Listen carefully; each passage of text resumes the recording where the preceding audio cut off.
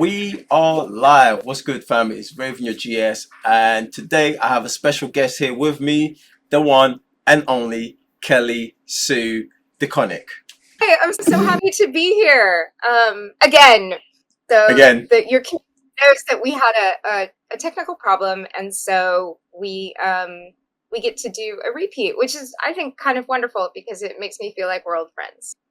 hey, listen, I get to hang out with you more than once, so I'm good. I don't know about the community, but I'm good. I'm not complaining whatsoever. We get to hash it out once again. Okay. All right, so we're gonna go straight into it. As I know, everybody's like eager to know more about yourself, and of course, Wonder Woman Historia. So my first question I'm gonna throw out to you is, who is Kelly Sue DeConnick? Ooh, okay. I'm so bad at this question. I'm like I don't know, a middle-aged American mom of two. Like, I'm not a very exciting person, but I happen to have a pretty exciting job. So I grew up in with my all over the world with my dad in the Air Force, and I started reading comics because we traveled a lot, and I studied theater in school, but then out of school was kind of involved in the comics community and sort of started writing comics on the side, and then eventually realized, oh, this isn't my side gig. This is my main gig. The theater thing is a side gig. And Right. and then eventually I stopped doing theater for about 20 years until recently. And then I got a chance to write the Awakening show for the Wynn Las Vegas Resort. And it's been a really difficult, I'm giving you like the longest answer. I'm so sorry. It's all It's been a good. really difficult year with everything that's been going on, but it's also been maybe the most, between Historia and Awakening, it's been like one of the most creatively fulfilling years and like career exciting years of my life. Right, right. And it's nuts. Like you're mentioning, you was into theater, then you went into writing comics and writing, and the last project we were just talking about, you writing a project for this show. How does Kelly do all these things? Like, where's this magic potion come from? Oh, I'm so tired. I'm so tired. I do not recommend. I'm not going to keep doing this much. I can't do it again. Right. That's not even. That's not even every. I counted up the other day how many projects I have right now, and I literally have 10. 10 And they're projects. not.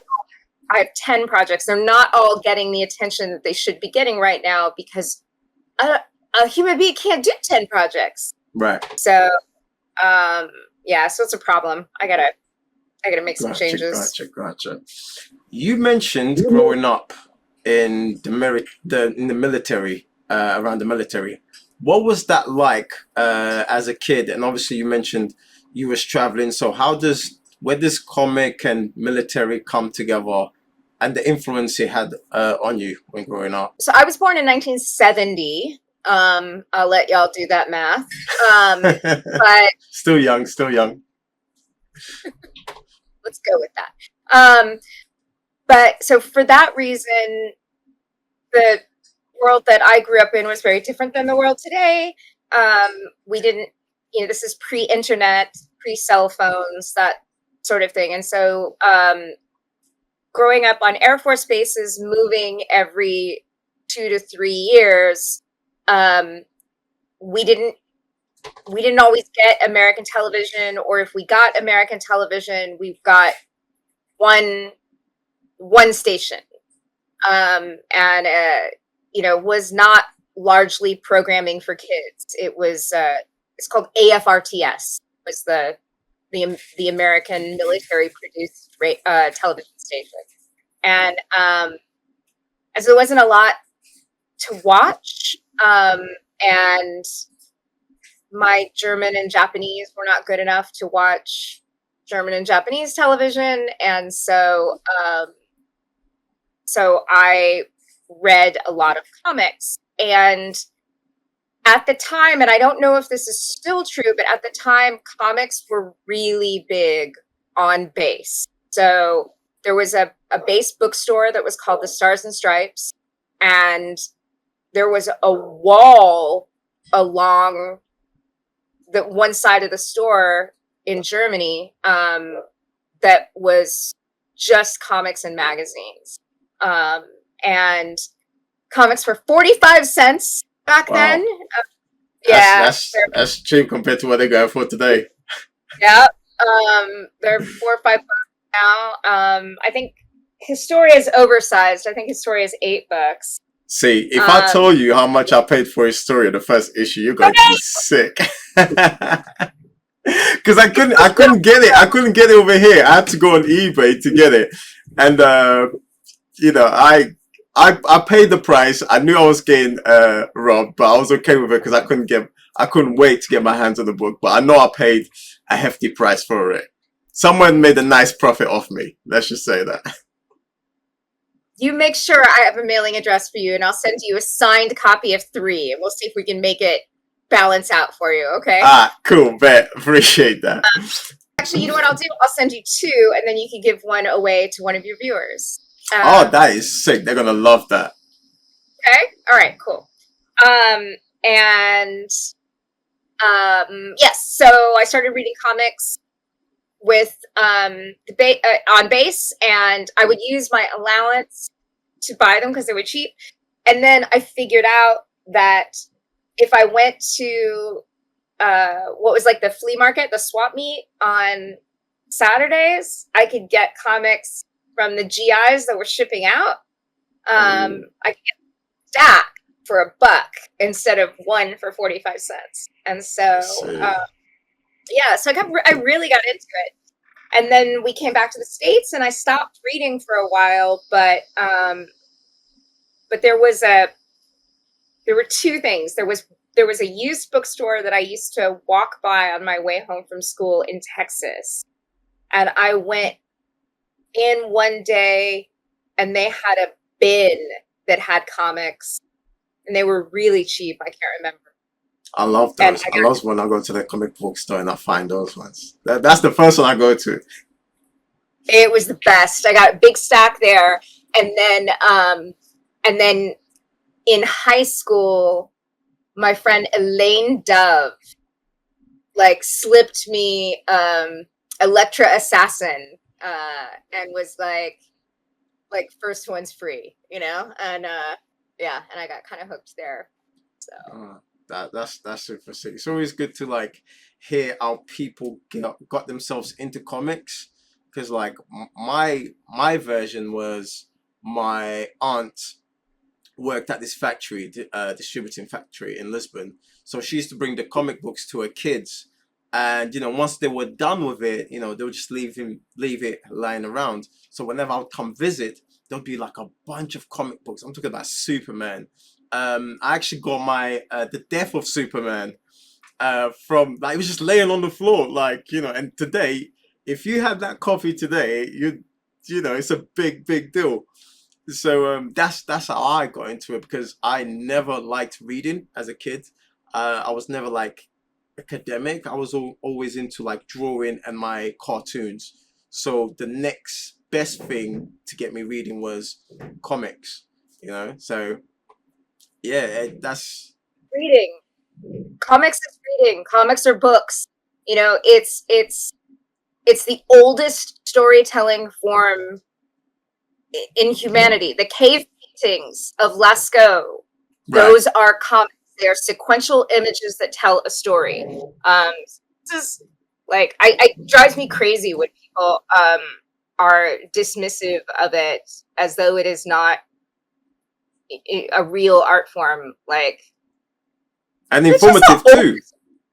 Yeah, I remember when it wasn't cool being a nerd. This is before the Marvels and DC movies start blowing up on the box office. It wasn't cool being a nerd. And, people used to ask me, you read this, you watch that? I'm like, dude, the topics are actually kind of deep. Like, if you pay Yeah. attention to it. So I don't know where that came from, for people not to even understand the concept of comic books, because a lot of writers, they put all these issues that we have in the world into the comic books and express that way, whether social issues, economic issues, whatever it is, you always find them in comic books. So when people say comic books for kids, I'm like, not the ones I've been reading since I was a kid. And to be honest with you, like these days, it's gotten a little bit better, but there was a period where it was actually hard to find comics for kids. Where, like, it was like, oh, the mainstream articles would be like, bam, pow, comics are not just for kids anymore. And it was like, good luck finding a comic for kids. So, like, they weren't really, like, they didn't sell the same way that comics, like, at that point, comics were largely aimed at, men in their 30s, right? Right. And it was just like, yeah, newspapers, y'all a little bit behind the times here. But things have gotten better now. Or you could think of it as a restoration, because pre-1950s, everybody read comics. Right. And there were more comics for kids, but I read a statistic the other day that the cost of comics relative to minimum wage from, I think it's 1961. I would have to double check that, but it's gone up 500% relative to minimum wage. So not just straight math, but like as a percentage of minimum wage, like it's ridiculous how much more expensive it is. But that's because readership has gone down, because comics are competing with more entertainment venues, right? But the thing I loved about what I was reading was that on average, the comics in 61 would be one issue, like one single printed issue would be passed around and read by about 12 people. Right. Which I was like, oh, I love that. That's so it's not like so that, much the case. that book has history with different people, like, as it gets passed along.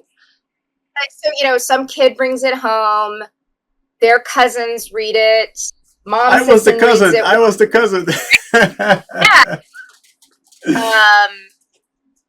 Mom picks it up at some point while she's waiting for a phone call, or then when everybody in the house has read it, it goes with that cousin to their house, and their siblings read it. It's pretty great.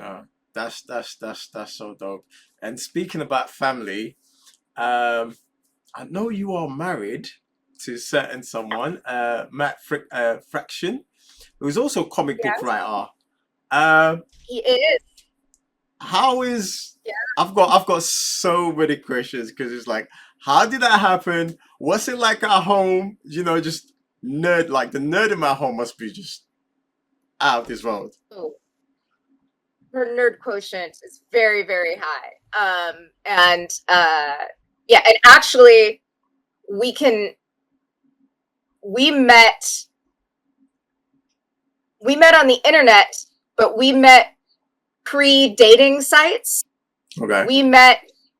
We met on a comic book posting board. So yeah. Okay, walk me through that. Yeah, so I was a big fan of the Warren Ellis book, Planetary.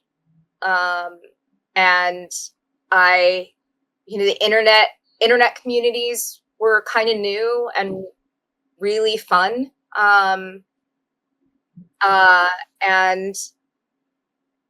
I found this Delphi forum that Warren Ellis ran, and kind of started hanging out there, and a lot of my colleagues were on that board.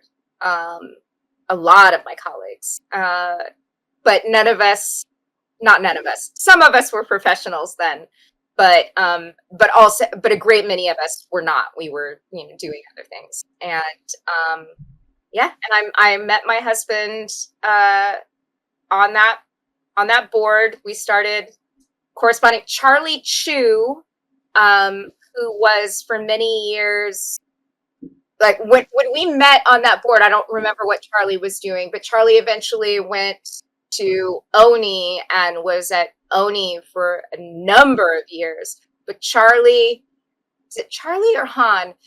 One of them gave my IM name to Matt, and Matt messaged me, and then like I shook my finger at, which I can't remember if it was Charlie or Han. They were Charlie and Han and Dan and Matt kind of hung out at the time, and I mean online. They were all scattered around, but I shook my finger and was like, oh, don't be giving out my IM name. I bet you're thankful to that, innit? So yeah. And what's that like with the kids? Like, both parents into this nerdum, this day and age, everything related to comic is super cool. What's it like with the kids? Are they reading comic books? Do they want to follow your footsteps? What kind of nerd are they? my son is my son draws to think. Both kids go to art school. Both kids do performing art and visual art, but my daughter tends more towards the performing arts.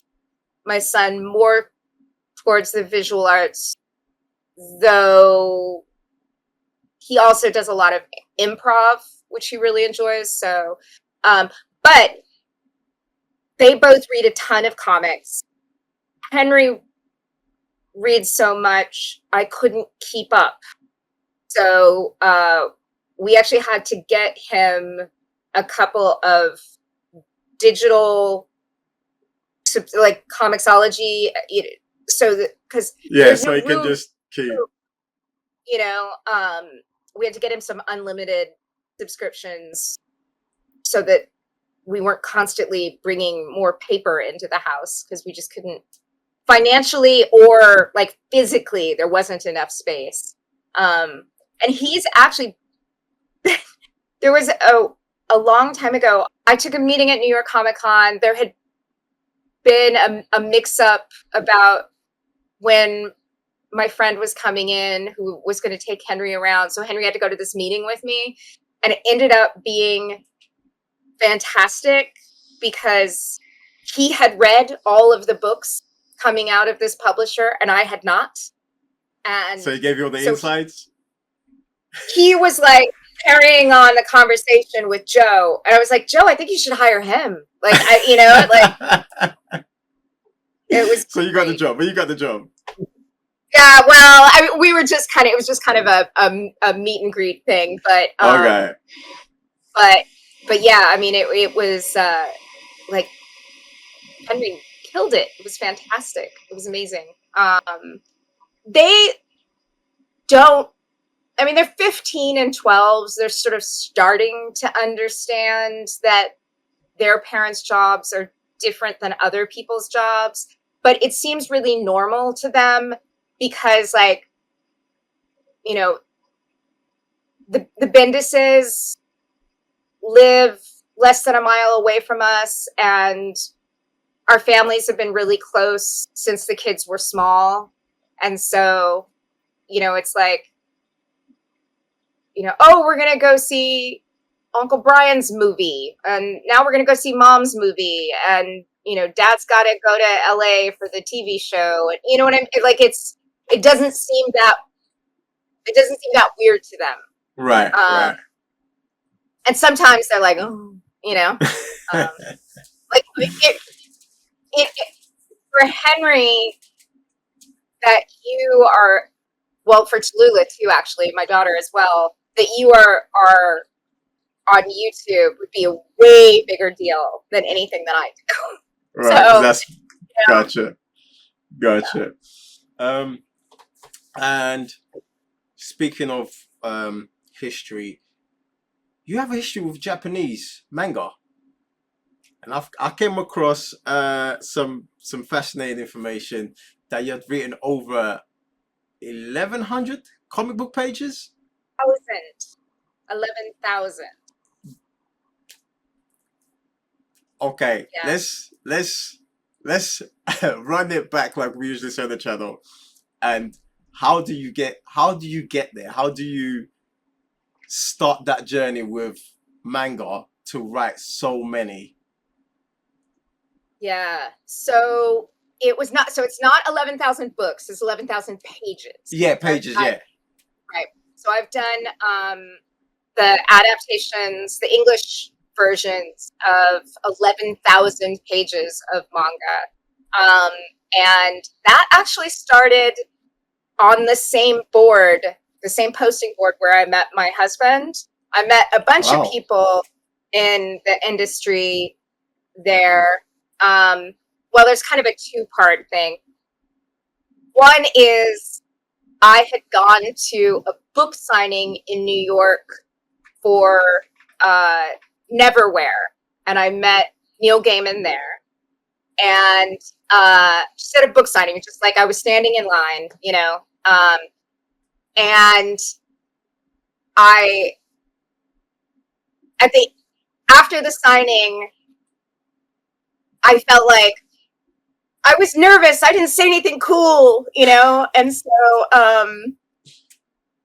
like I wrote a note and gave it to the bookstore owner and was like, "Hey, would you give this to Mr. Gaiman?" And he was like, "Yeah, sweetheart, I'll put it with the rest." And I was like, "Okay, thank you."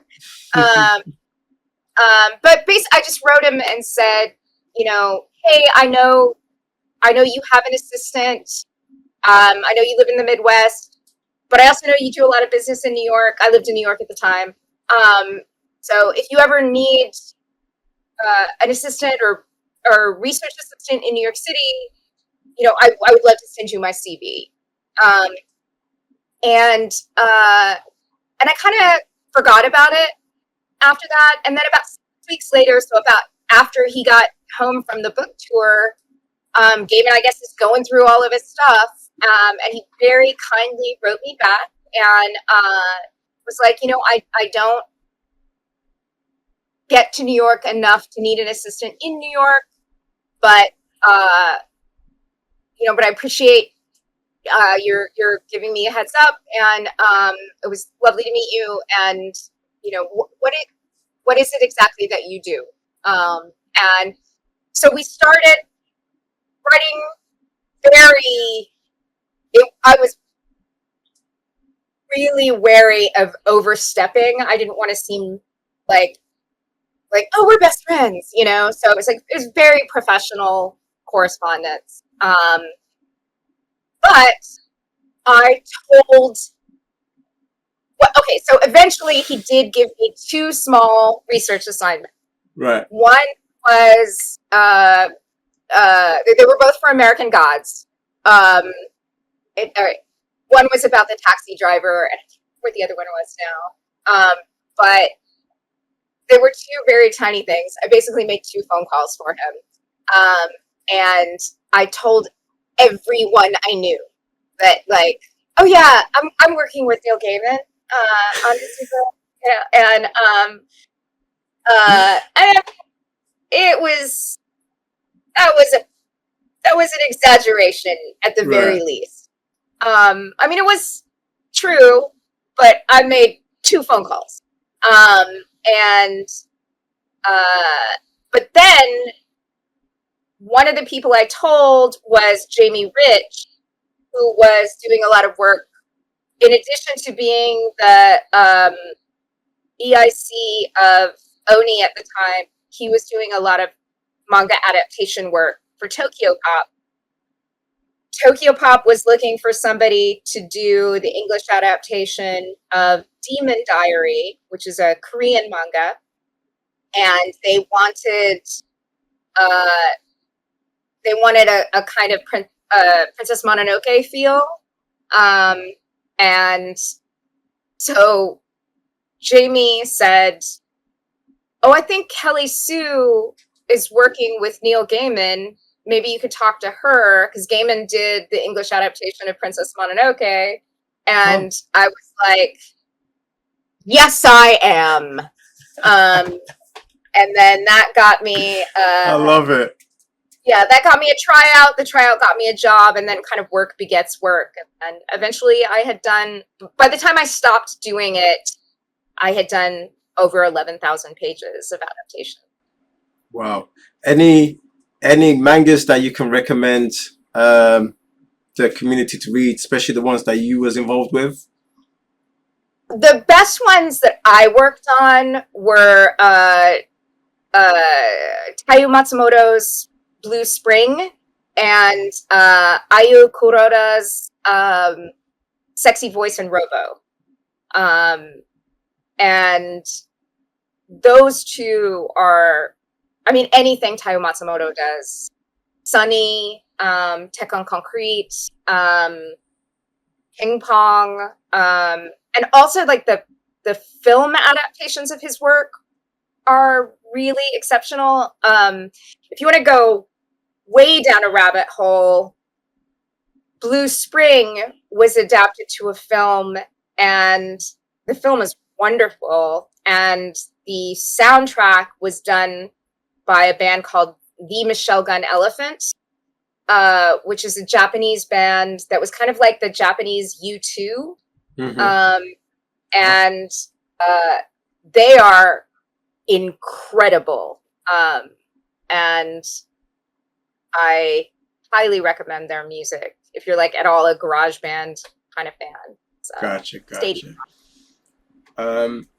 Last but not least, question from me before we jump into the community questions. What comic book writers have influenced you? Neil Gaiman,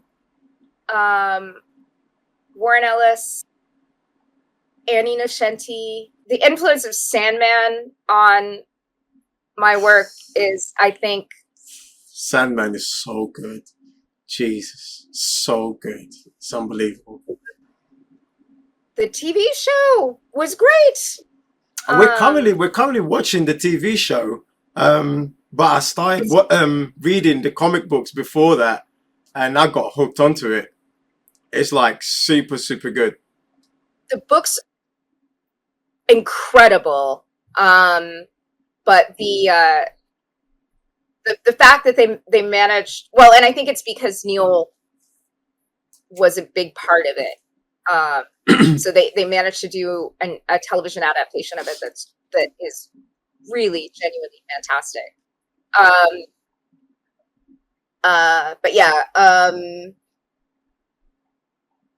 looking at my bookshelves.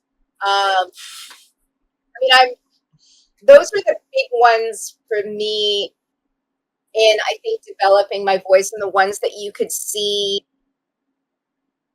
that, like, you can see that influence in my work, I think. Right. A little bit more honestly than I wish. I think, like, there are times when the influence of Sandman is like really heavy-handed in my work, but I don't know. I'm. What is it about Sandman that you feel draws you a lot to you? It's the kind of, well, I like that stories are kind of novelistic structurally, and I love writing about myth space. I love writing about things that are like bigger than big, you know? Right. Because the whole concept itself, like because it was actually the community that recommended the comic book for me to read, because we do read-alongs on our streams. So I was like, okay, Oh, guys, send me some recommendations. And someone said Sandman. I was like, well, the name in itself sounds, interesting. But then upon reading the first pages, and someone is trying to trap um, death, right, but then they get the dream, they get the brother, and you're just right. like, who in their right mind? Like, I mean, this is one of the things that fascinates me about writers is how you guys come up with these ideas. Like, how do you wake up and say, hey, I've got this idea and I'm going to write it down. And by the time I'm done with the book, it has life itself. I think that to me is one of the most brilliant things a human being can do is to create something, do you know what I mean? And tell stories and characters and build the world. And then, then you've got despair. You've got like, like my mind just blows. And this is the things that I love about comic books. I think there are some people, of course, through like a combination of talent and hard work, are really, really good at it. But I think the part that people find so mysterious, the part that like, where do your ideas come from? I think it's not as magical as many people think. Think. Sorry. Um, So good. but I, I, I think most people have the potential, like you have ideas all the time. I think the hard part is teaching you to recognize them. Right. So like let yourself pull on that thread a little bit until the idea becomes a germ of a story, and kind of teaching yourself to like break the walls of what you think. Gotcha. So it's not it's hard because there's some parts of it that do feel like a little magic, but I think it's magic that everybody's capable of. It's not just like you don't have to be a special shaman to do this. I think you just have to practice and learn and maybe have a teacher. So right, so that's that from me. No, we have 5 questions from the community. It was very, very hot. I mean, I had so many questions that came through, but I had to only pick 5 because I'm obviously aware of your time. So the first question to you, and this is all around Wonder Woman Historia.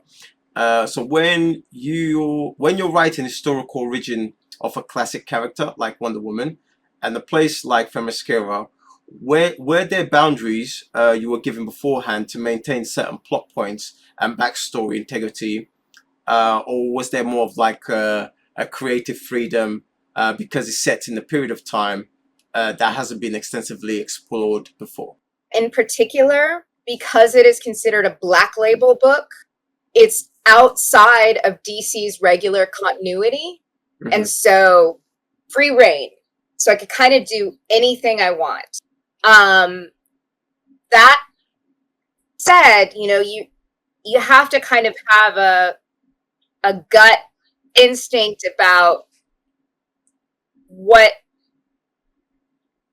is so foundational about that character that if you changed it, it might as well not even be that character, and what is something that is fluid enough that you could have another take at it and it would still remain at its core what has made it successful and resonant and important, right? And so because it's black label and there's not a ton of settled like, well, this is what it was, this is the story of the Amazons. Like there's been a lot of different versions.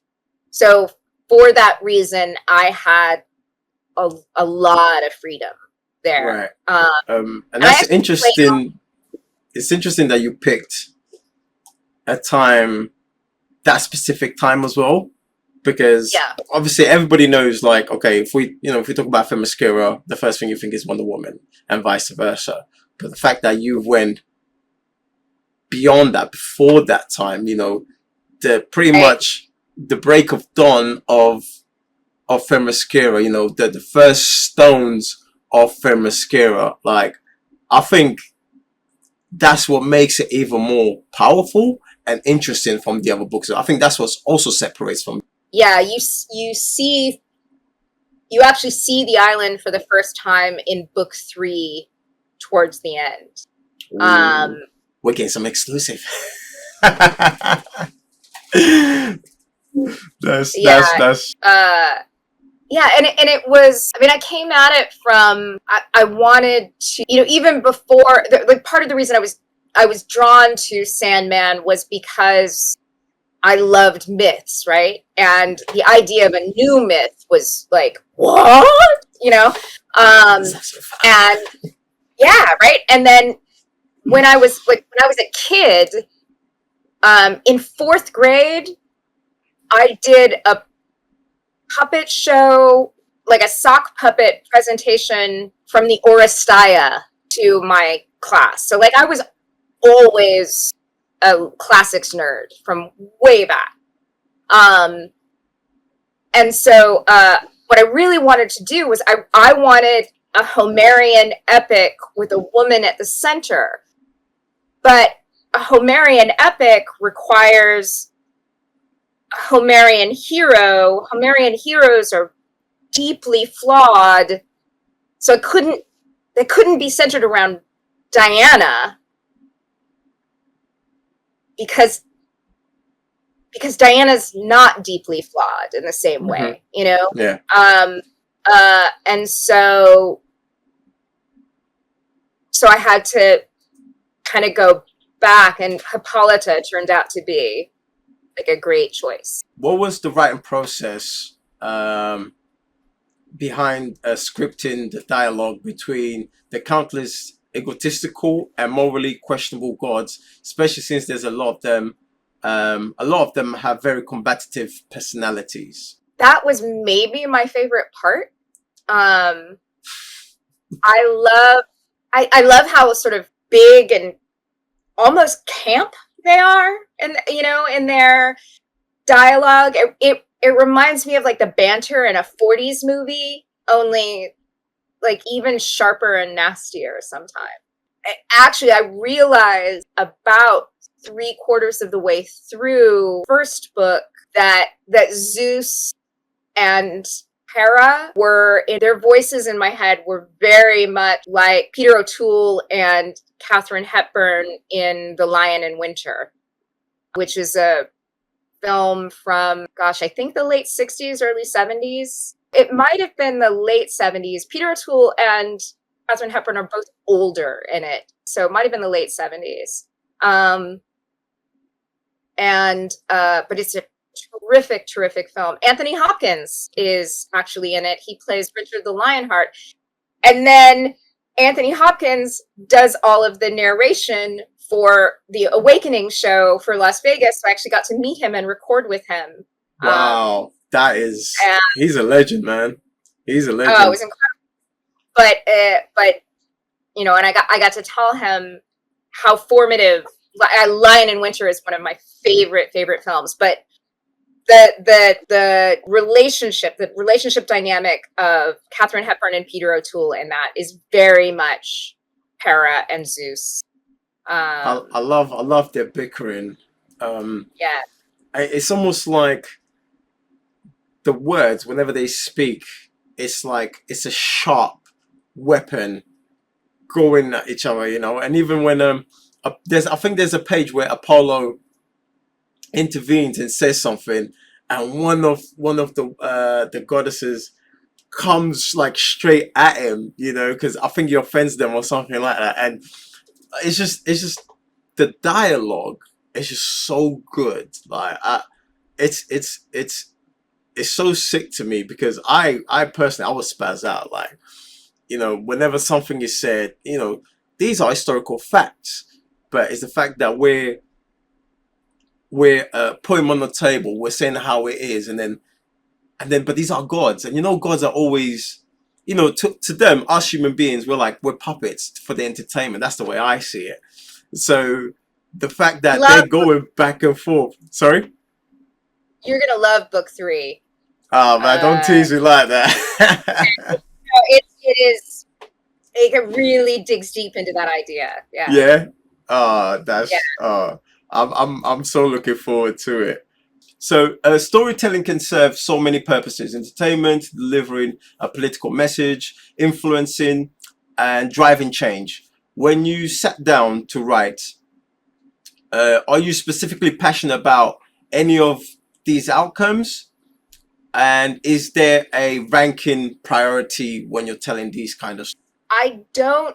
Contrary to popular belief, I, even though I absolutely unapologetically consider myself a feminist, I don't know why that would be something that anyone would need to apologize for. I've never been able to wrap my brain around that. And I've never been able to wrap my brain around the idea that comics shouldn't be quote unquote political or haven't been quote unquote political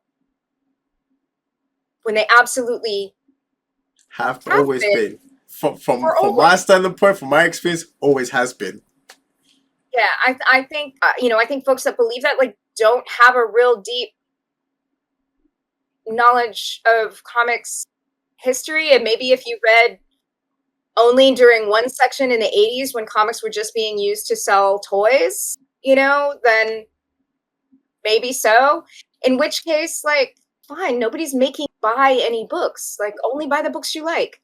I've said that before, and it always gets taken out of context. Where I'm like, Kelly Sue's trying to tell people not to buy comics. I'm like, it's a Uh, disingenuous argument. But anyway, my point being that despite what sometimes gets bandied about, I don't sit down to write I sit down with characters first. And plot comes from character. I think the most fertile soil for a story is something I have mixed feelings about. The more complicated, the better. I think if it's something that's super simple, it doesn't, it becomes preachy fast. And that's not great for storytelling. I think if I had all the answers, I wouldn't be an artist. I'd be a public servant. I would have gone into civil service or politics if I right. had the answers. I have the answers. I have the questions. And I think that's the artist's job, is to put the questions in the world, put the questions out there, and to engage with how complicated those questions are. There are certainly things that I feel strongly about, but it's not my intention to oversimplify anything. And it's not my intention to write propaganda. It's my intention to write something that feels true and explores human beings and the complicated nature of our existence. Elevated as that may sound. No, that's um your because you just saying that, it takes me back to the first page yeah. where you just fabulous. Ah, that was sorry, man. It's just taking me back to reading that the first time, and I was spazzing out because I was like, man, like it's I can't even describe, but you feel it because it's truth. There's truth in itself, and if you've lived X amount of time on this earth, then you can resonate with those words. So, yeah, I get exactly what you're saying. I mean, yeah, just that intro. I don't know how you came up with that intro, but that intro was fire. Thank you.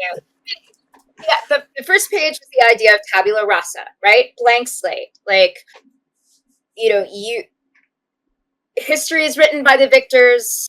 Yeah. In the war between the Amazons and the gods, the Amazons lost. So the version of history that you know isn't our version. And what's the truth? Probably somewhere between. But this is our version. Right. You know? And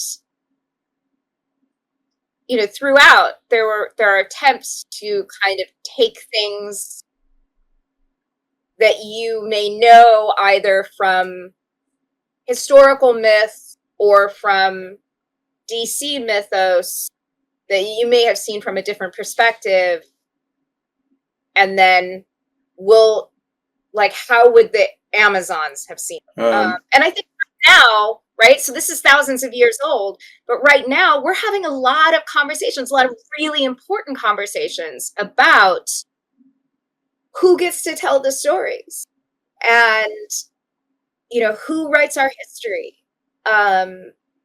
And do white folks get to tell everybody's story? That doesn't seem right, you know? Yeah, it's starting to shift a little bit when it comes to that as well.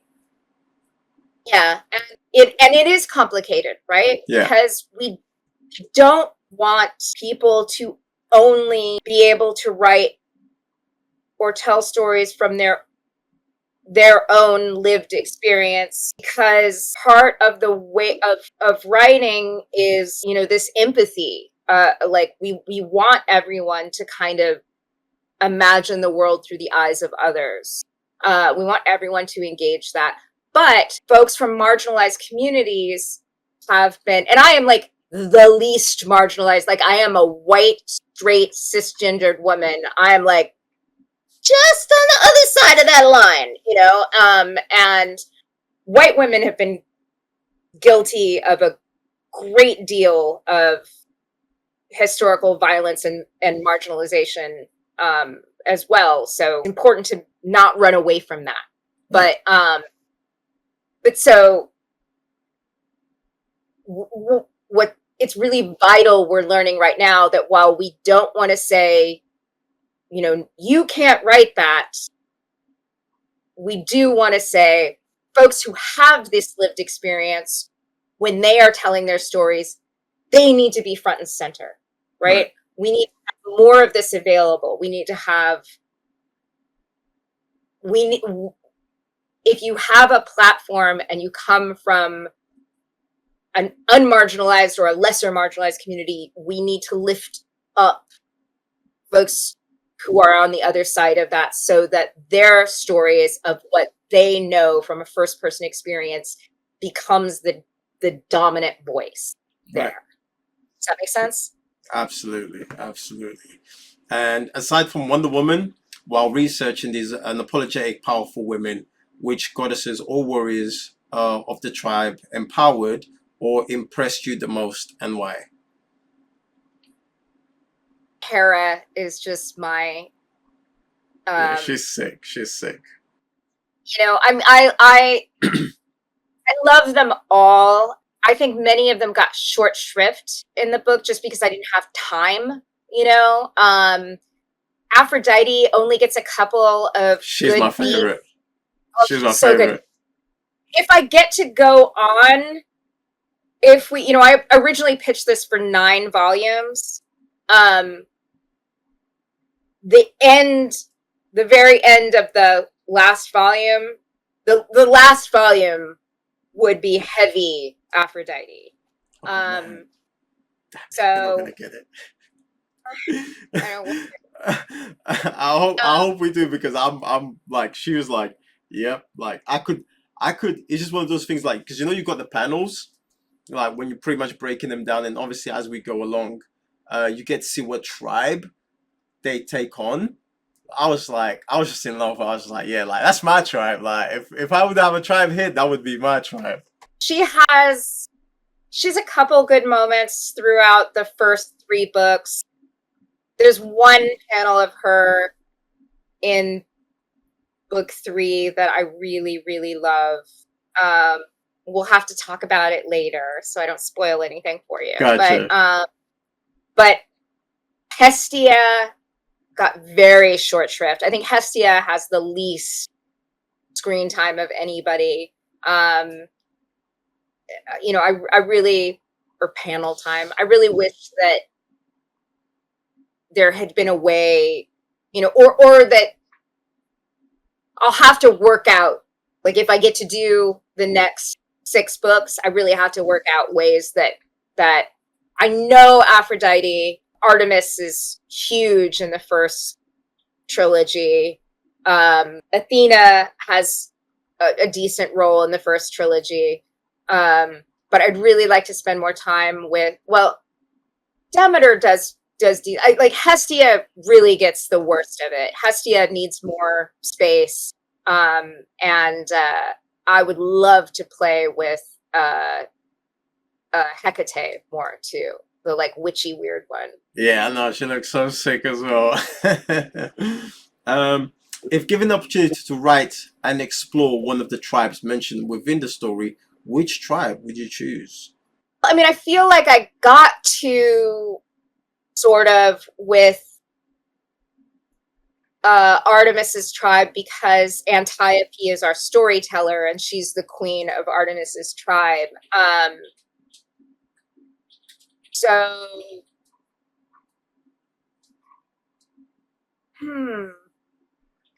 I mean, Aphrodite probably. That's tough, though. It's tough to say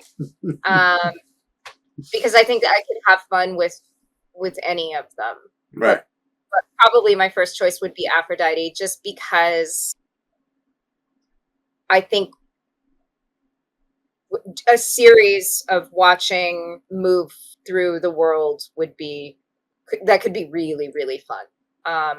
And you know, they are about pleasures, and I think right now is not a terrible time to kind of explore things we find delight in when the world is so difficult. Right. I think it would be timely to write about love and pleasures and joy. Cool. Well, Kelly, thank you so much. It's been a pleasure once again. Thank you for taking the time out and answering all these questions. I'm pretty sure everybody's going to be thrilled to not just hear about Wonder Woman, but get to know you as well. Because I feel like as artists, whether you're the writer, you know, the ink writer, ink artist, you guys don't get enough shine, you know. And I feel like, you know, having these conversations, you know, brings the artists and the community closer together. So thank you very much for giving us this opportunity and just hang out and have a good time.